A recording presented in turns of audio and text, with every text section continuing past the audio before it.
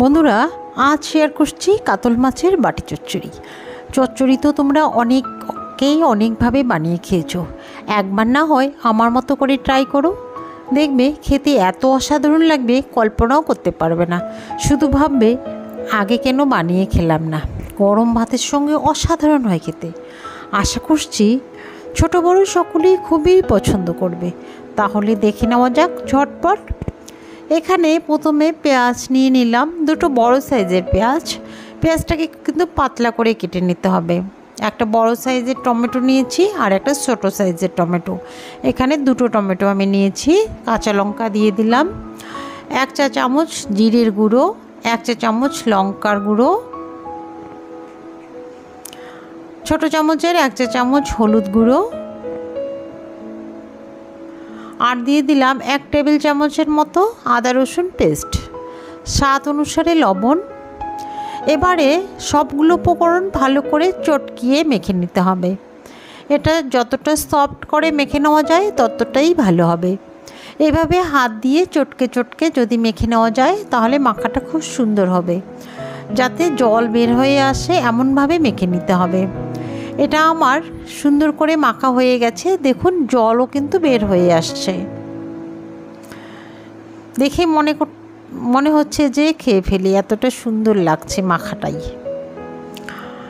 এবারে এখানে 600 গ্রাম কাতল মাছ নিয়েছি, ছোট ছোট পিস করে নিয়েছি। কিন্তু এটাকেও লবণ আর হলুদ দিয়ে মেখে নিতে হবে। এভাবে আলাদা করে আমি লবণ আর হলুদ দিয়ে মেখে নিচ্ছি।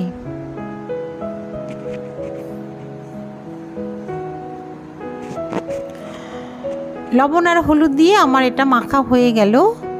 তারপরে আমি যে মিশ্রণটা রেখেছি করে সেটার সঙ্গে এটাও মেখে নেব। সেই মশলাটার সঙ্গে মাছটাকে কিন্তু ভালো করে মেখে নিতে হবে, যাতে মাছটা ভালো করে মাখা হয়ে যায়। মশলা যেন মাছের ভিতরে ঢুকে যায়, এভাবে মেখে নিতে হবে। তারপরে ঢেকে এটা 20 মিনিটের জন্য আমি রেস্টে রেখে দেব।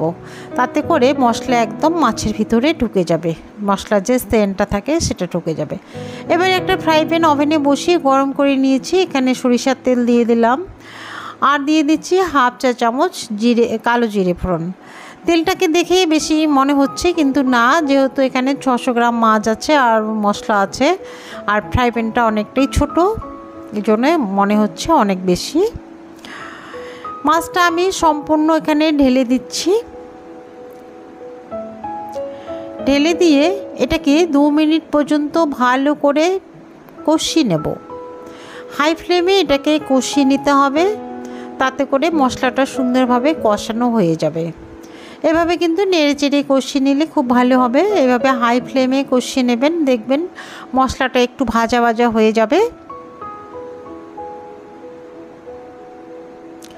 আমার কিন্তু এটা একটু ভাজা ভাজা হয়ে গেছে। এবার আমি এটাকে ঢাকনা দিয়ে ঢেকে দেব।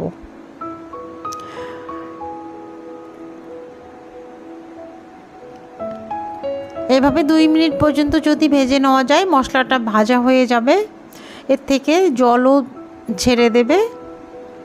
আর ঢাকনাটা দিয়ে ঢেকে দিলে অনেকটাই জল বের হয়ে আসবে, এটাতে কোনো জল দেওয়ার দরকার হবে না। আমি ঢাকনা দিয়ে একটু ফ্লেমটা কমিয়ে দিয়ে 4 থেকে 5 মিনিট রান্না করে নেব। 4 থেকে 5 মিনিট পর চলে আসলাম। ফ্লেমটা কিন্তু কমিয়ে দিলে জল অনেক বের হয়ে আসবে, যেহেতু টমেটো পেঁয়াজ দেওয়া আছে ওখান থেকে অনেকটাই জল বের হয়ে আসছে। এই রান্নায় কোনো ধরনের জল দেবেন না, তাহলে কিন্তু টেস্টটা অনেকটা কমে যাবে।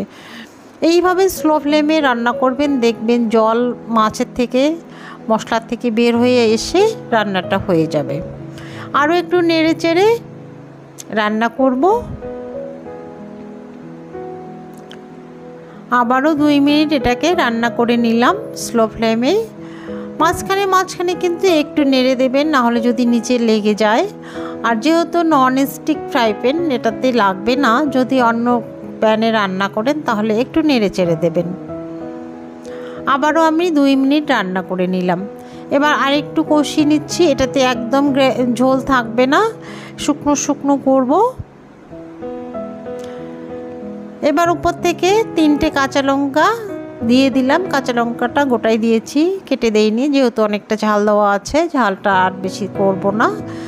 ঝালটা নিজের পছন্দ মতো দিয়ে দিতে পারবেন।